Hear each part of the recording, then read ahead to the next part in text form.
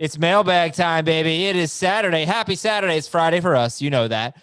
We do not have the breaking news that has occurred on Friday late evening or whatever, if there is any news. But we can tell you about Julio Jones. We can tell you about Savon Ahmed. We can tell you about a few more things, and then we'll get to your Apple Podcast questions, your emails, and the Fantasy Cops. I'm Adam Azer with Jamie Eisenberg, with Frank Stample. We welcome Frank back. Hey, Frank, what's up? Yo, what's going on, Adam? We interviewed DeMarcus Ware yesterday. It was great. It really was. I enjoyed talking to him. He let out a little bit of a secret, I think something that caught us all off guard. The hardest quarterback for him to sack, Phillip Rivers. Who would have thought? Yeah, and you can actually, I asked DeMarcus Ware 13 questions. Frank asked him 3 because I hogged the interview. And Frank asked him such a good question that they wrote a whole article about it on CBS Sports. So way to go, Frank. Way to show me up. Woo! That's what I do. What's up, Jamie? What's up, man? Tonight, I am going on a drive-through Christmas lights thing. I don't know what it's going to be like. Hopefully, I am predicting that my kids will both be asleep, and it will be pointless for us. But they'll fall asleep in the car. But hopefully, they enjoy it. It'll be fun. You know what's difficult to do when you're doing that with young children? What? So your kids, I'm assuming, unless you're an irresponsible parent, are going to be facing backwards, right? Yes. It's going to be hard for them to see. I think, well, first of all, my 7-month-old, she won't have any clue. I think my son he'll be able to see out the window. He'll be able to see. Yeah. But I hope so. Or we're going really slow. So how irresponsible would it be if we're driving 5 miles per hour to put him on our lap? Bad, right? Can't do it. I think if you sit in the back seat and you strap them in with your seatbelt, over you, it might be okay. Okay.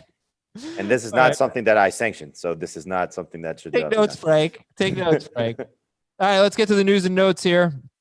David Johnson may not play due to a personal issue. If he's out, where's Duke Johnson, Jamie? Oh boy, flex at best. I mean, he was not good in the majority of the 3 games that David Johnson missed with a concussion. He did catch a touchdown on Thanksgiving against Detroit, but it's just good defense, not great defense, but good enough defense that you just can't trust him. And the nice thing was the 6 catches last week, so hopefully that carries over. Okay, Devontae Booker, Jacobs has a chance to play, but how about if Jacobs is out, if David Johnson is out, Booker, Gio, Duke Johnson, how would you rank them first, Jamie, then Frank? Gio, Booker, Johnson. In non-PPR, in PPR, it would be Gio, Duke Johnson, Booker. Frank? Yeah, I have it as of now. I just moved Duke up. I'm assuming that David Johnson doesn't play, but I have it Gio, Booker, Duke. And my rankings are half PPR, so they're the best of both worlds. Oh, beautiful. Julio Jones is out. Matt Ryan, is he even a top 15 quarterback now? No. Okay. Mike Evans is going to play. He's a top 15 quarterback. Mike Evans is? Yes. And Tom Brady. What about Russell Gage? Any interest there? Deep league, dart play at best. Yeah, he's not a top 36 wide receiver. He's outside of that range, but we should see some points in that game. I'm very bad at darts, by the way. Seems like such an easy thing. I'm pretty good. I used to have one in my basement. I always wanted to join a cricket league. Cricket? What does that have to do with darts? Well, that's one of the game types that you play on darts. Oh. Okay. Miami's going to be without Savon Ahmed, but also without guard Eric Flowers. But Gaskin does not have to deal with Ahmed this week. And Miami could be without 2 starting linebackers, Kyle Van Noy and Landon Roberts. No, they practiced, so they should be good. Okay. All right, then. Well, then I don't like the update I got. So we only went through the offensive guys, Adam. I should have told you that. My fault. Kyle Rudolph missed practice, so he may not play. Irv Smith. Will Irv Smith crack your top 12? No. Top 15? No. It's probably just behind that, but a desperate streamer. Why? Why so low? I mean, Rudolph's been pretty good. Last week was terrible. Rudolph's been pretty good without Irv Smith. Irv Smith could be good without. Irv Smith was starting to come on a little bit. I just don't know how healthy he is. Yeah, He's don't throw the ball. Sorry, Jamie. Go ahead. I would say he's playing through a back and a groin injury, so he's out there, but he's not 100%. Yeah, and I was going to say, like, they don't have a ton of volume passing. It's been better recently, but their targets are just so concentrated to their wide receivers and Dalvin Cook. There's really not much to go around for the tight ends. All right, Steelers center Marquise Pouncey is off the reserve COVID list. That's great news. So is Curtis Samuel. So he looks like he'll play. Antonio Gibson missed practice. DeAndre Swift is likely to play. Frank, where are you going to end up ranking DeAndre Swift?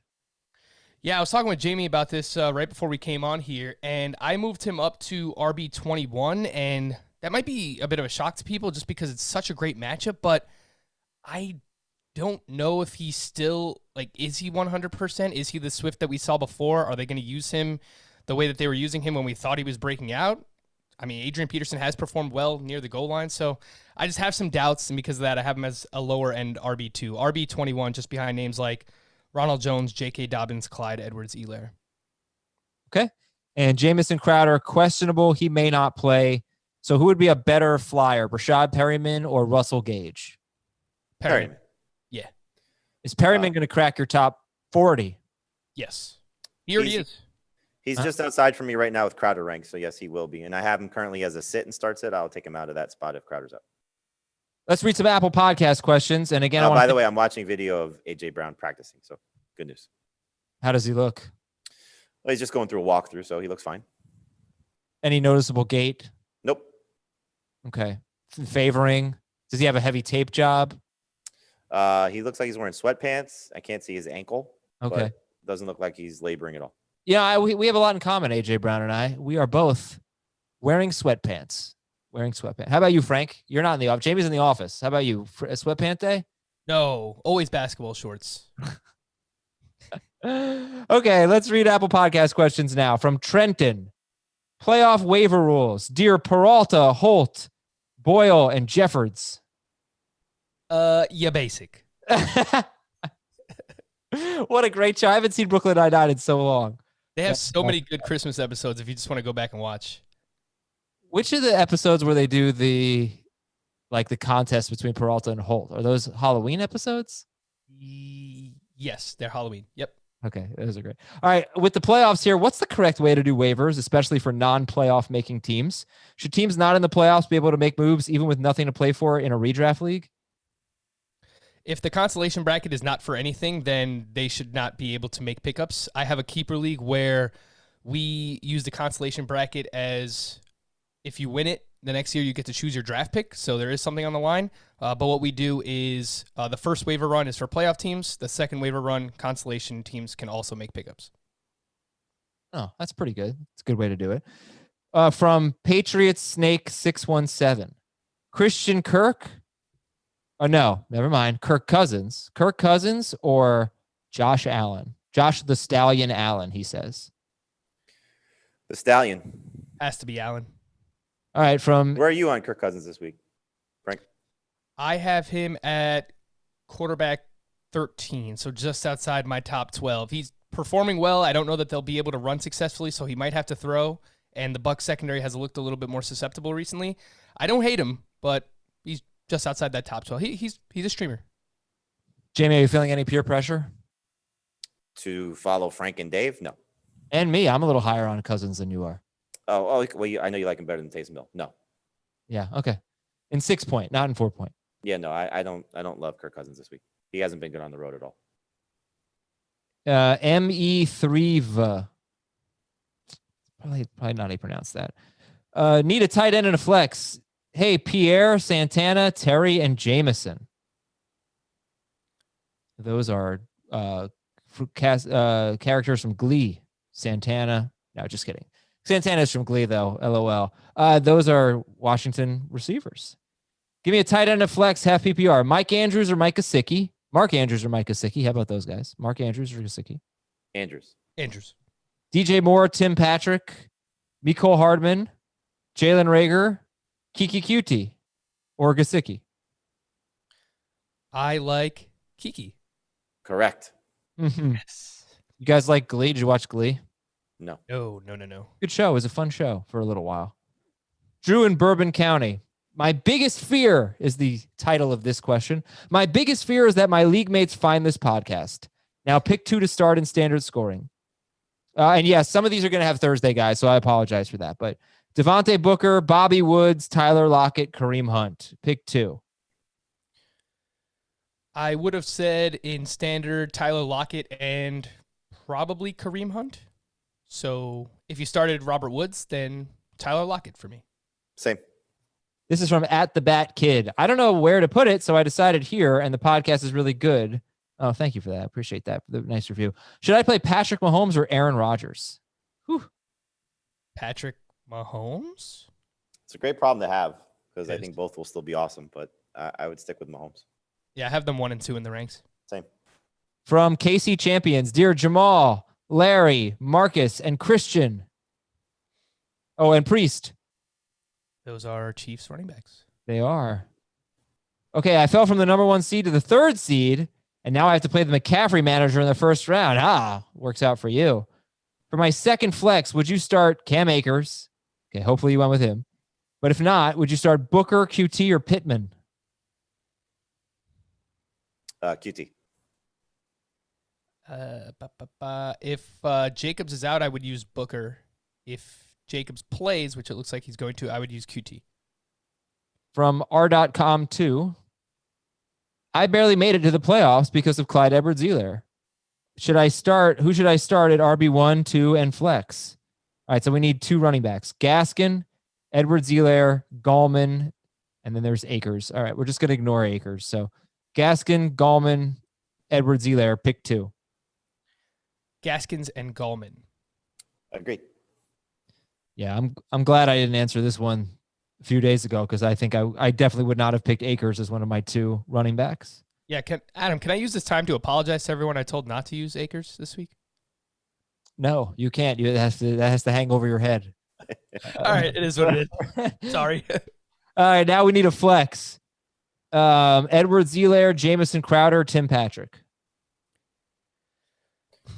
It's risky. I have this feeling that Clyde is going to go off this week. And it's a good matchup. So I have him as a low-end RB2. I would use him. I agree. Okay. A few more here from Corey Wisely. Corey from Clearwater. I have 2 flex spots to fill in my half PPR Dynasty League. Cole Beasley, Deebo Samuel, Marquise Brown, Michael Pittman, and Kiki QT. Pick 2. Beasley, Deebo, Marquise Brown, Pittman, and QT. The first 2 for me. Yeah, I have Beasley, Deebo, and Kiki ranked all very close. But, yeah, I would take Deebo and Beasley. Alf878. Hey, Logan, Scott, Gene, and Charles. Are those X-Men? I'm pretty sure they're X-Men. I think so. I'm about to learn a lot more about comic books as we have reached the superhero stage at this house. I saw the picture of your son with the Superman costume on. That was awesome. Oh my gosh. It's like a muscle Superman costume. It's so funny. But no, everything now is Captain America he loves. And that's I know nothing about Captain America. It's very interesting because I think Captain Chris Evans is going to do the voice of Buzz Lightyear in another remake of Really? Yeah. I don't even know what country Captain America is from. I know nothing about. I have to learn. All right, you don't know what country Captain America is from? Did you really just say that? From Spain? Is he from an island in the Pacific Northwest? All right, standard scoring. Pick 2. Myles Gaskin, Raheem Mostert, DeAndre Swift, J.D. McKissick, and Giovanni Bernard. Gaskin, Mostert, Swift, McKissick, Gio. Pick 2. What's the format? Standard. Non-PPR. I like Gaskin, and I think this is a situation where I would use Swift. Yes. Correct. All right, so I have an issue here. I'm reading your Apple Podcast reviews right out of the website on my computer here, but the website's not loading. Like it's not showing me all the reviews. So I'm going to try to get some more. In the meantime, Frank, how do you feel about Taysom Hill this week? Let's talk about Taysom Hill. Kill some time. I like Taysom Hill. I think I have him ranked quite aggressively. He's inside my top 10 this week. I'll pull up the quarterback ranks and let you know exactly where I have him. I have him at number 10, exactly, just behind Deshaun Watson and Tom Brady. The Eagles' defense is solid, but we've seen some good quarterback performances against them. And the way that Taysom Hill is playing right now, he's running a ton, which is valuable for fantasy. Since he has taken over, he is the QB7 in fantasy points per game among quarterbacks. So I think Okay, good stuff. Thank you. I don't care anymore. Let's go back to the Apple Podcast. All right. 2-Inch Titan says Shepard or Dobbins. Oh, no. Should I start Shepard or Dobbins over Michael Thomas? No. That's in a PPR league, too. From Mr. Rogers' Neighborhood. Pick 2 half PPR. Kareem Hunt, Clyde Edwards-Helaire, James Conner, McKissick, and Dobbins. You said half PPR? Yeah. Connor and McKissick. I like Conner and Dobbins. Over Edwards-Helaire. I'm pretty excited about Dobbins this week. I don't know why. Okay. He's awesome. I just hope that they give him the workload. That's just what it comes down to. They're still splitting snaps and touches, but he's by far the best one on the field. Let me read you a quote from Greg Roman. All right. If I could find it quickly. Sorry.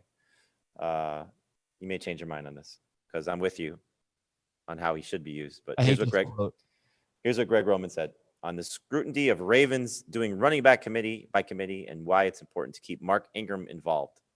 Fantasy football is great. Reality football is where we live. We're going to do what's best for the team. And Roman said that Ingram does a lot of the dirty work for the Ravens.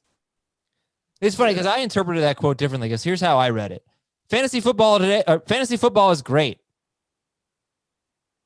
That's it. That's all he said. That's all I heard was fantasy football is great. I know that you did not say this quote, Jamie, but to me, it's just like, it's so ridiculous that how is J.K. Dobbins not what puts them in the best situation to win, right? Like, how does that not give them the best chance? I'm totally with you, but you can make the same argument for Gus Edwards when everybody's healthy. I mean, Edwards just averaged 14 yards a carry, so it's like the one that doesn't make sense is using Ingram, so like if they were to just kind of pare it down a little bit, but he's a locker room favorite. He's a guy that, we say this a lot. Veteran running backs, the thing that they do in practice and for the most part in games is they do the right thing. They just don't necessarily do it at a very explosive level. So, I'm sure for what they want Mark Ingram to do, he does it well, except look as good as J.K. Dobbins and for the most part Gus Edwards do. So it's just going to be frustrating. So I'm with you. I have to start Dobbins in a couple of leagues, but I can't necessarily recommend him over some of these other guys who their workload should be better and also have good matchups. Well, because I'm a nice guy and I appreciate your 5-star review, I'm going to oblige, I guess. I'm going to do this from GHFHYR. Grade my team. PPR. Brady. Hey, there you go. He's got Dalvin Cook, James Robinson, Tyreek Hill, and Keenan Allen, and Travis Kelce, and David Montgomery. It's a good team. That's an A. All right, from NWO2 Sweet. T. Higgins, Chase Claypool, Sterling Shepard, Melvin Gordon, Tim Patrick. I need 2. Higgins, Claypool, Shepard, Gordon, Patrick. Claypool, I haven't seen an update on him. I know he missed Thursday's practice, but assuming he's good to go, I would go Claypool and Melvin Gordon. Good matchup. I would actually go both Broncos. Claypool's what happened last week is troubling for me. With before the game, Ben Roethlisberger saying we got to get James Washington on the field more. Washington playing more snaps than Claypool, and just looking at how, I think his numbers have been trending in the wrong direction. All right, here's another one. We have a few more here from Snake Doctor. 36 years old. I've been playing fantasy since my sophomore year of high school, and I've always used CBS. So thank you for the great work you do. Thank you very much. I started 7-1, and I've lost 5 straight. Please rank the following, as I need to start 2 of them in PPR. So pick your favorite 2. Clyde Edwards-Helaire, Claypool, Kareem Hunt, and Swift. Clyde and Swift. Correct. Then he goes on to say, I also have Akers, but I think I'm too much of a coward to play him. I hope that's not that you got over your fears. He also recommends a movie called Logan Lucky. He said this is a good movie. I'm going to see the Rotten Tomatoes, and if it doesn't have at least 75%, I am going to root against you. Logan Lucky. Is that an X-Men movie? I don't know. I don't even see any results for it. It's not even a real movie, is it? You're just lying to us. I do a radio show in South Florida and there's a caller that calls in. He's got like a shtick, and he goes, "Oh, it's Lucky the Bookie." I don't think this is his biopic. Okay, from Laka, Mark Andrews or Darren Waller? I mean, come on. You have to go Waller. That's not a question at this point. How is it not a question at this point? Waller's been so good. Really hasn't been that good before the Jets game. What? He was on pace for like 800. What has Mark Andrews done? Since the Nick Boyle injury, he's running a lot more routes, very, very involved. I mean, I would start Waller too, but the Colts are like number 1 against tight ends, right? So were the Steelers last week, and look what Logan Thomas did. Great players can rise to the occasion. All right, fine. I mean, it's Waller, but it's not that crazy. DK Metcalf, Chris Carson, Debo Samuel, J.K. Dobbins, pick one. You could start both if you need a flex. No, because his flex is going to be Metcalf, Carson, Debo, or Dobbins. Those guys are better, yes. Metcalf or Carson? Metcalf. Okay, last one here, or 2 more. Don't have to read this one. This is about McCaffrey and Galladay. Okay, how about this one from Elso? Oh no, Else Onion. There you go. I have Josh Allen, Diggs, Bass, and the Pittsburgh defense. Should I start the Washington defense or the Panthers defense instead? I like both. I would go with Washington. I'd go Washington also. Because of that, because he has 3 Bills, or because you just straight up like them better? Yeah, I like them more than the Steelers. I like both. I like the Panthers, you said, right? So I like those better than the Steelers defense this week. Okay. Thank you very much, everybody, for your Apple Podcast questions. Very nice of you. You're very nice of you. And of course, the Fantasy Cops are here. All right, I got 4 Fantasy Cops questions. I have like 15 of them in the inbox. I responded to most of them, but get so many this time of year, and it's good stuff, and we appreciate it. All right, this one comes from Zach from the Mile High City. I believe that would be Berlin. Alaska. Yeah. I need some Fantasy Cop help. The commission of my big money keeper league, who is out of the playoffs, just dropped Cooper Kupp. He's claiming he's only doing this to maximize his offseason roster potential keeper value. I and a few other members are lobbying that no one in the playoffs should be allowed to pick up Cooper Kupp. The commissioner is telling us too bad, and anyone can use their fab money to pick him up. I find this asinine. I'm curious what you all think. I don't think he's colluding with the team with the most fab money left in the playoffs, but this completely upsets the competitive balance of the playoffs. What say you? And you can keep people in the round before they were drafted the initial year. So you can't keep first rounders. Second round picks you can keep for a first round pick. And free guys you picked up as free agents can be kept in the 10th round. Or it just says guys picked up in free agency can be kept in the 10th rounds. I don't know what that means for players who were drafted and then picked up, but anyway, Kupp was drafted early, so he has no keeper value. The manager is dropping him to pick up guys with sleeper keeper value. What do you think? Is that kosher? I mean, it's obviously not in the broad scheme of he's giving basically whoever is available, able to pick him up, an advantage over what would probably be other free agents that are in the pool. Well, my question would be is, what if you dropped, let's say you had to make a decision, you had to drop, let's say Kenny Galladay, right? Because he's not playing, or I don't know, somebody else of that, caliber. This fantasy manager is not in the playoffs. The season's over. I understand that, but you're dropping, let's say Kenny Galladay because he's not playing or hasn't played, or, somebody who's been struggling but may get hot for the final stretch of the season. Like, I don't know what the difference is. Well, I think it's kind of interesting that there is no difference, by the way, but it's kind of interesting that you could go this route. This is what I would do. I would make this a rule. These teams that are eliminated from the playoffs have great players that they're not going to keep. You can drop them, pick up potential keepers, but those players cannot be added by anyone else. I think that's a good compromise. Yeah, I think that. You don't like it, Frank. Just tell me. Just be honest. No, that's fine. Like Cooper Kupp, he should not be allowed to be added by teams that are in the playoffs. That should not be a thing. But I mean, really, is there no one worse on this person's team that they could drop to pick up whatever potential? Well, it's not just who's worse; it's the keeper value. He's not going to keep Cooper Kupp. That's I guess my question is though, like, what if you had dropped J.D. McKissic before Antonio Gibson got hurt? Like, what's the difference? Because nobody in the world was dropping Cooper Kupp.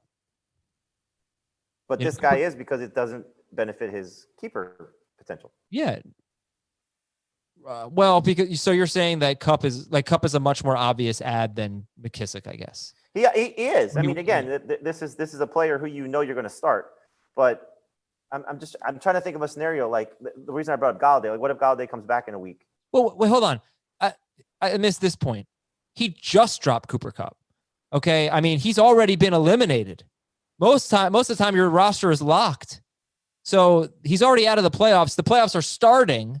It's week 14, and he dropped Cooper Kupp. Like, let's say he did it on like Tuesday or something like that. Yeah, that's probably the way to get around this, is that he shouldn't be dropping players. Like, he should have had to make this move before week 13 ended. Like, what I do in my keeper leagues is your keepers are locked in once you're eliminated, once the playoffs start. Right.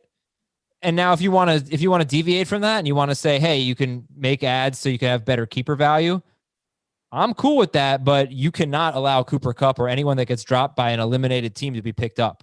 It's just unfair. But I guess I go back to, like, what if somebody dropped Drew Brees? If you did it 3 weeks ago, that's fine. If you do it now, if you're already eliminated and you drop someone, I don't think that player should go into the player pool.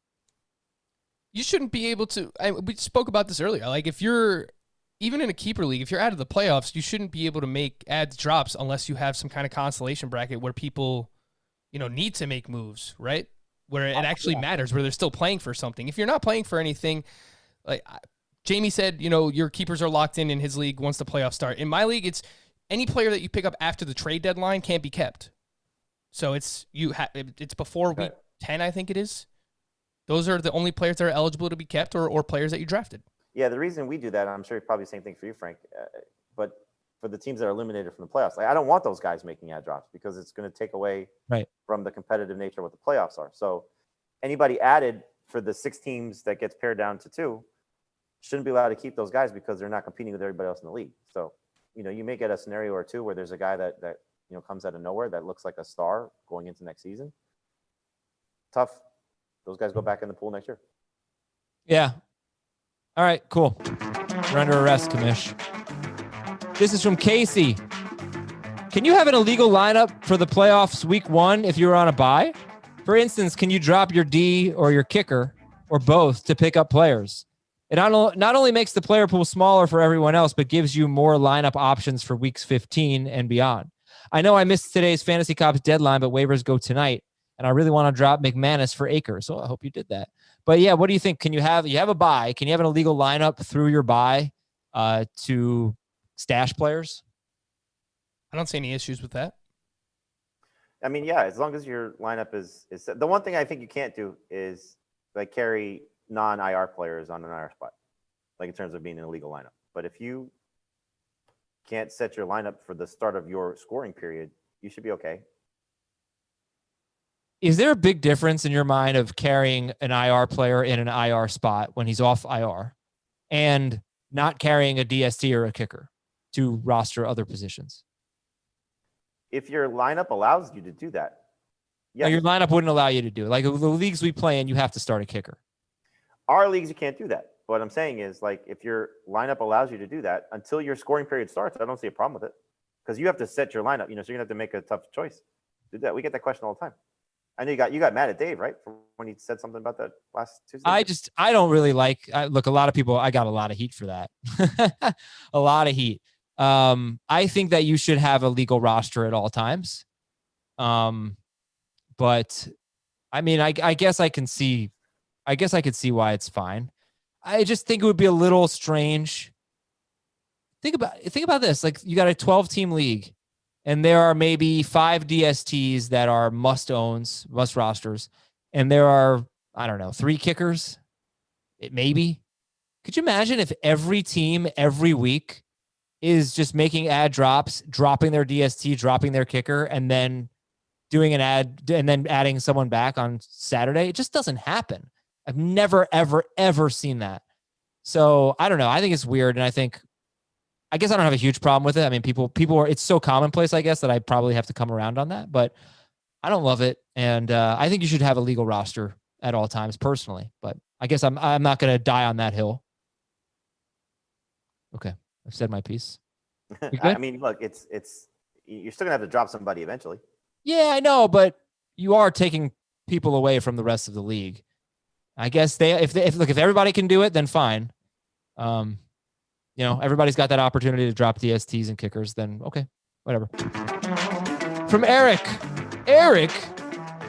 I've been listening to you guys for years, and I have this one beef. Your position on league fees and league payouts are so abnormal that it skews your judgment on fantasy cops. Fantasy football is a contest. Furthermore, it's just a step below gambling. You can't play a DFS contest without paying first, and you shouldn't for seasonal leagues either. A lot of these league issues that come up at the end of the season are related to someone not paying or getting the prize money. I think you guys are way off with your lackadaisical approach to collecting and distributing fees. I would never agree to be in a league if I couldn't pay up front, and I would never play in a league that didn't pay my prize money the week that I won it. Who in the heck told you that January was an okay time to pay someone the money they rightfully are owed, should say. Well, Jamie, you want to take this one? January, February. You're lucky to get anything from Jamie. I completely forgot about this. I dropped the ball, but I just last week paid out our fantasy baseball winner in our editorial league. That was bad. But that was also because Brinson didn't send me money after like 6 email reminders. Glad you called him out. I call him out all the time. I sent him so many. I think I had to remind him on air on Twitch to send money because he just wasn't doing it. He actually paid me for all of his football fees already. I paid too. Yeah. No, Jamie just collected money this week. The playoff. You know what? Here's the thing. Eric. That's Billy Madison. It depends who's in your league. Like, you never run into an issue of people not paying, right? I mean, obviously, there's people I have to track down to remind them to pay, but they're all people I know. Right. If it was somebody I didn't know, it'd be a different story. But about you, Frank? Yeah, look, it's frustrating chasing people down, and it depends. Like, if they're trustworthy, it's fine. Like family league friends, like, all right, these are people that you trust. But I mean, sometimes you have to get. If you're desperate, you got to get people like you don't necessarily know to be in your league. If that's the case, you have to collect fees before the season even starts, before the draft. To say like a week before the draft, all right, if this person doesn't pay, I'm gonna replace you with someone else, or do it by midseason. Like, hey, by week 10, if you don't pay, like your team is locked. You can't make roster moves, something like that. That is something that I've done before. So I am all for trying to collect money as soon as you possibly can because it is quite annoying and frustrating to do after the season ends. Yeah, one baseball league I play in with strangers, I pay up front. Everybody has to pay up front. If you're in a league with like all your friends, and we don't play for a lot of money in our CBS leagues, $25, sometimes 50, whatever. So it's not a huge deal. Consolation bracket suggestion. I did want to bring this up for Fantasy Cops. One of our emailers, actually a few of our emailers saying, you get a lot of questions about people tanking for seed. You should just do a consolation bracket. And you're absolutely right. How would you guys run your consolation bracket in terms of determining seed? What do you mean? Like your draft pick for next year. Your draft pick for next year. I'm sorry. Yeah, seed. Okay. Sorry. Your draft pick for next year. How would you run your consolation bracket? Whoever wins it gets their pick or what? So what we do in my keeper league, and this was done originally to deter people just trading away their whole team for keepers because we used to get these crazy like 5-for-1 trades for one keeper. So the reason why we set this up is so that there's actually something to play for in the consolation bracket where if you don't make the playoffs, you're playing for something else. So what we do is the 7 and 8 seed get a bye, 9 versus 12, 10 versus 11. Whoever wins the consolation bracket comes in first place, gets to choose their draft pick the following season. So if you want 1, that's fine. If you want 12, if you want whatever, you could choose wherever you want to pick. Whoever comes in second in the consolation bracket has the second choice of their draft pick. And then we do a lottery for the other 10 picks that are available. Oh, okay. And I just say that's how Jake Seeley runs the Flex League, the consolation bracket. Winner gets the pick. I won the consolation bracket last year. I got the first. Actually, I don't think I got the pick. I think I just got the first pick. And it worked out great. I took McCaffrey and Kittle with my first 2 picks, and I hate everything. Oh, I did that in a team too. It was one of my highest stakes leagues. So great, fun, good times. What a bad combo. I am so curious as how many playoff teams have Christian McCaffrey. How did the Christian McCaffrey fantasy manager do this year? I have him in 2. One's a dynasty league, so take that into account. But man, you mentioned somebody who emailed us that had a 7-1 team and lost 5 in a row. I have one of those where I was cruising, not because of McCaffrey, because he missed a big chunk of that, but I was like, oh my gosh, I got McCaffrey back. I got great matchups for my other guys. I think I'm playing Schrager. Oh, you're in. You made the play. I'm in. I got Schrager, and I'm like, oh. Now, thankfully, I have Mike Davis, from both those leagues. But it's funny, like just the projected points on sports from Sportsline. McCaffrey is PPR, like 21 points. He was, by far the number 1 projected player. You look at your scoring preview, it goes from 21 points to 13. Like that's the difference in what McCaffrey is to Mike Davis from a projection standpoint. I'm pretty sure 21 would be his worst game, like by far. Well, I mean, you got to be a little conservative. Yeah. Just saying, he's obviously 21. I would pick him to blow that out of the water. Yeah. He's incredible. Yep. All right. We'll read your emails after this quick break on fantasy football today. We got a bunch of them. I think I got 14, 15 emails. We'll run through them here. We'll be right back. Emails at fantasyfootball@cbsi.com. Nick from the home of coffee milk. I don't know. Hey, Curtis, Rex, Brock, Tim, and Nathan. Curtis, Rex, Brock, Tim, and Nathan. Those feel Jetsy, Frank. I'm thinking Nathan Peterman, Brock Osweiler, Rex Grossman. Okay. Yeah, I don't know the other 2. I don't even know if that's correct, but earlier in the year, Adam was talking about how he thought Phillip Rivers was the worst starting quarterback in the league and backpedaled on it after his recent hot streak. The conversation bounced around from Danny Dimes to the football team guys, to Carson Wentz, to Sam Darnold. How are we not talking about Cam, the anemic-armed, paint can throwing, one-dimensional, wide receiver missing, sack-taking, interception machine Newton? I wish I had a better fantasy question for you guys, but I've never had a question read on the show, and I would love this to be the first one, and I would love to hear you talk about it. Is Cam Newton the worst? He also calls him Mr. I don't die for fumbles in the biggest game of my life. Newton. Is he the worst quarterback in football? From a pure throwing standpoint, maybe, but playing the game standpoint, I guess, what he has provided at times in terms of running and right now, Frank. Oh, you mean at times this year? Yeah, I mean there are times this year where his passing numbers are terrible, but he also has like 11 rushing touchdowns or something. So, I think the question would become, if you had to start a game tomorrow, pick any team, and you could pick the quarterback for that team, would Cam be the last guy picked? This is yeah, go ahead. Sorry. I would take him ahead of Darnold, and that I was gonna say, like, Darnold's the one that comes to mind for me. Well, who's Darnold's coach? I would definitely give that team Adam Gase. That's for sure. Yeah, Darnold's probably the worst, other than like the Glennons and the backup quarterbacks of the world. It's circumstantial too. Like, I don't think Darnold's a bad quarterback. Look, he's not a good quarterback, but he's certainly not in a good situation. The offensive line is very bad. His coach is god awful. Like, if he was on the Steelers, for example, would he be this bad? I don't think so. Is he worse than Drew Lock? I don't know. Cam has like the worst group of skill players around him. I mean, it's so bad. Like I can certainly understand when you watch him throw, he doesn't look like he's throwing the ball very well, but it's like there's nobody that gives him a chance to succeed. Jamie, you don't like Damiere Byrd? It's not your guy? I do like Damiere Byrd, but he's not my guy. All right, from Bo, 12-team PPR, pick 3. Devontae Adams, auto start. Michael Thomas, Chris Godwin, Deontay Johnson. I included Adams to make you jealous of how good my wide receiver is. That's great. So pick 2, essentially. Thomas, Godwin, Johnson. Thomas for sure for me. Yep. I am going to take – it's close. I'm going to go with Godwin. I like the matchup a lot. The matchup's great. I don't think you make a bad choice here, but, Deontay Johnson's got 4 straight games with 10-plus targets. It's just hard to get away from that. Antonio Gibson ruled out, by the way. From David, I made the playoffs. I have to start 4 of 7 wide receivers in PPR. This is so easy. Michael Thomas, Calvin Ridley, Justin Jefferson, Deontay Johnson, Jamison Crowder, Marvin Jones, Kiki QT. You're going to start the first 4. The last 3 for sure. Yeah. I would start QT over Ridley. No, yeah, start the first 4. Yes. Don't be QT. Start your first 4. There you go. From Mitchell. Hey, Hayden, Luther, Kristen, and Dauber. Who are they? I have nothing. Let's hit up Google. Pick 5. I need 2 running backs, 2 receivers, and a flex.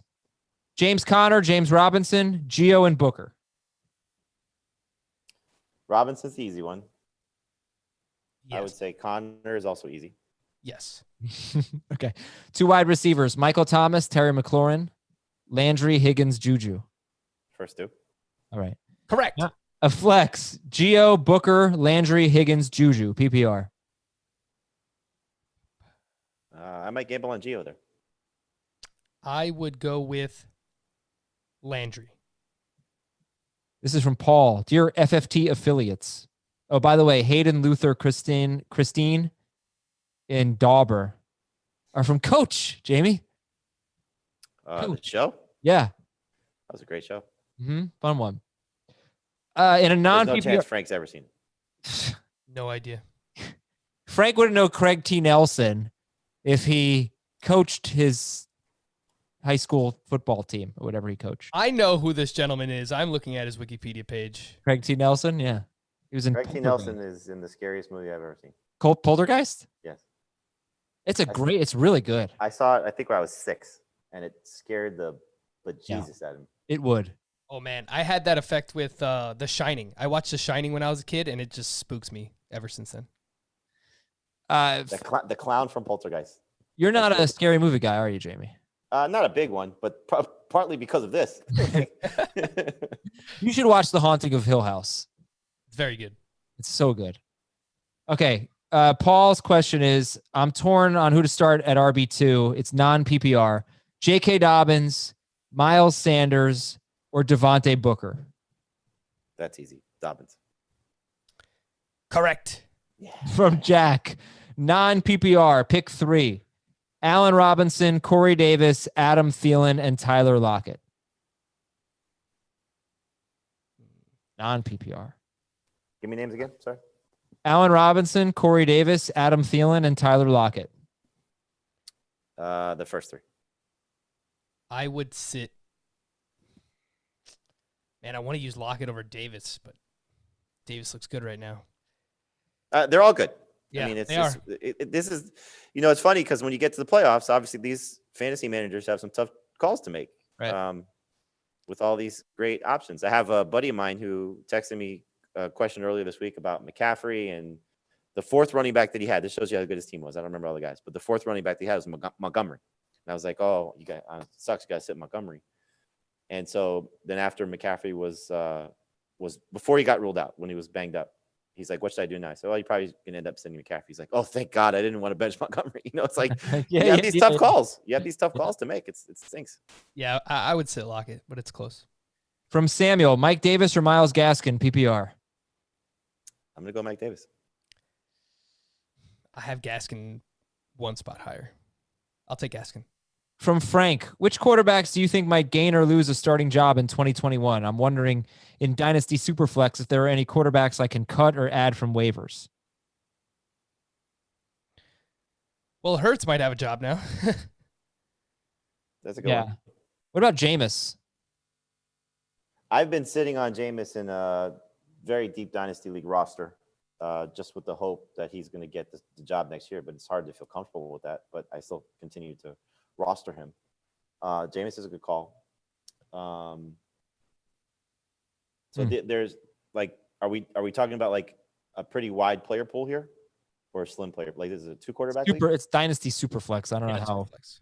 Yeah, there's probably not many options. I was gonna say like maybe if Darnold was available in a 1 quarterback league, because he could be. Some people are saying San Francisco for him. Right. Yeah. San Francisco. I was going to say Garoppolo might not have a starting job next year. This is from Lucas. 2 running backs. I mean, honestly, at this point, you might want to pick up Stidham. Yeah. 2 running backs, 2 receivers, and a flex, half PPR. Clyde Edwards-Helaire, DeAndre Swift, J.K. Dobbins, Myles Gaskin. Gaskin and Swift. Gaskin and Clyde. 2 receivers, A.J. Brown, Allen Robinson, Terry McLaurin, DJ Chark. A.J. Brown and Allen Robinson. Agreed. Flex, McLaurin, Dobbins, and then either Edwards-Helaire or Swift. I would take McLaurin. I would take McLaurin as well. From Nick, half PPR, assume Josh Jacobs plays. I need 3. Carson, Jacobs, Sanders, Adrian Peterson, Mike Davis. Carson, Jacobs, and Davis. Correct. From Matthew, Dear Peralta, Santiago, Boyle, Diaz, and Holt. Oh, 2 in one day, huh? How about that? Yes. I've been trying to piece together tight end all season. I haven't had a decent week from the position since Mo Alley Cox in week 4. I have Akins, and I just got Logan Thomas off waivers. I'm already starting Terry McLaurin. Would you feel comfortable starting both McLaurin and Logan Thomas, or would you pivot to Akins instead? Or Eifert, Burton, or Disley? I'd start both Washington guys. I would as well. Since Alex Smith took over in week 10, McLaurin 22% target share, Logan Thomas 16. So their targets are very condensed to McLaurin, McKissick, and Logan Thomas. They sprinkle in some of the Sims guys. And now you don't have Gibson. Yeah. From No Name, 2 receivers, 2 running backs, and a flex. Standard scoring. All right. Michael Thomas, Deontay Johnson, Corey Davis. It is standard scoring. Who are you sitting? I will sit Deontay there. Standard. I would agree. I have a funny story for you in terms of No Name. So you send me notes, Adam, for our. Hold on one second. Let me get the other part of this question then. Go ahead. Aaron Jones, Mostert, Dobbins. Sit 1. Mostert. And then flex either Mostert or either Deontay Johnson or Corey Davis, wherever you were sitting. I'd play Deontay Johnson. I like that call. All right, Jamie. No Name story. So you send me the notes for the show for HQ that we do on Friday together. And for some reason, I don't know why I was so stupid in reading this. It took me a second when you wrote the New Orleans DST. I thought you said no DST. I couldn't for the life of me figure out about that. I was like, maybe I shouldn't write that. That I was most people use the Saints. The Saints. Yeah. So I'm like, no DST. Is he gonna like fill one in tomorrow? Like what? I'm like, oh, the Saints. My bad. Yeah, my bad. All right, from Garrett, pick 3. Gio, Mike Davis, Miles Sanders, J.K. Dobbins, Tim Patrick, Jeff Wilson. Pick 3. Gio, Davis, Sanders, Dobbins, Patrick, Wilson. I would go Davis, Dobbins, and Sanders. And that's what I would have said even before Akers played on Thursday, unfortunately. Yeah, I didn't include Akers, but he was on that list. I would go with Gio over Sanders. Okay, dear Gall, Pitt, Perry, and Hard. Men. They're all men.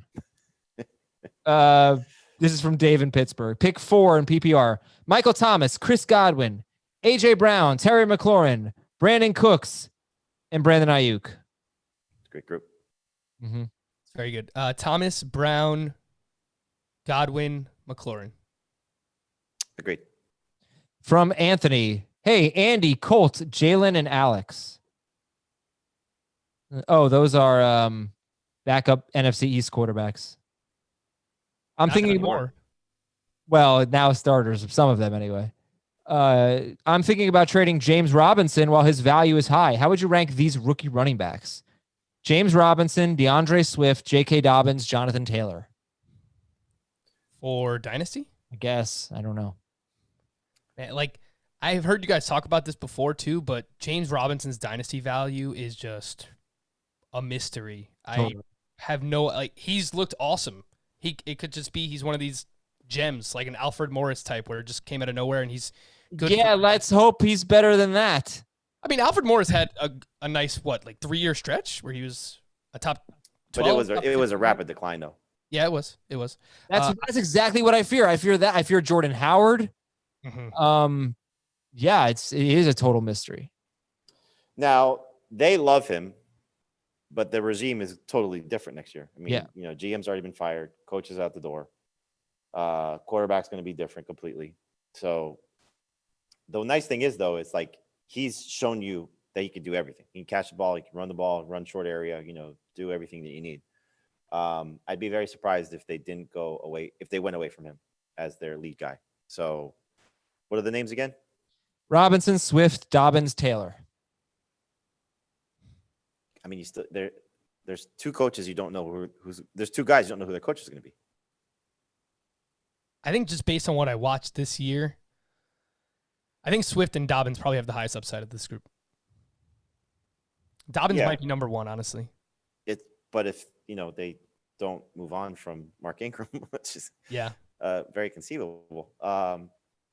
I would probably go Swift, Dobbins, Taylor, Robinson myself, but I could see that going the exact reverse order as well. I might put Robinson ahead of Taylor, but I understand why people still like Taylor. I mean, there's a lot of pedigree there.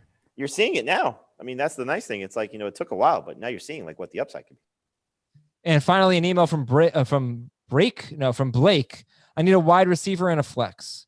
DJ Chark, Mike Williams, Sammy Watkins, Allen Lazard, and Gio. Chark, Williams, Watkins, Lazard. You need one of those, and then you could pick two or Gio as the flex. I know he hasn't been good, but the Titans defense is so bad, and Glennon is taking shots down the field. I think they just missed on a few last week, so I would use Chark and then Gio at the flex. Couldn't agree more. Correct. All right, everybody. Thank you very much for listening. Just getting my music queued up here. Here we go. Thanks so much for listening. I got my energy now to finish the show. Thanks to Jamie, thanks to Frank, and to all of you, of course, for your emails, your Apple Podcast questions, and your Fantasy Cops submissions. If you want your Fantasy Cops question read, put it in the subject line at fantasyfootball@cbsi.com. Put Fantasy Cops in the subject line. I'm Adam Azer. Have a great weekend. Happy holidays. We'll talk to you tomorrow. Want more of the Fantasy Football Today podcast and nonstop year-round fantasy advice? It's simple. Hit the subscribe button and hang with us all throughout the year.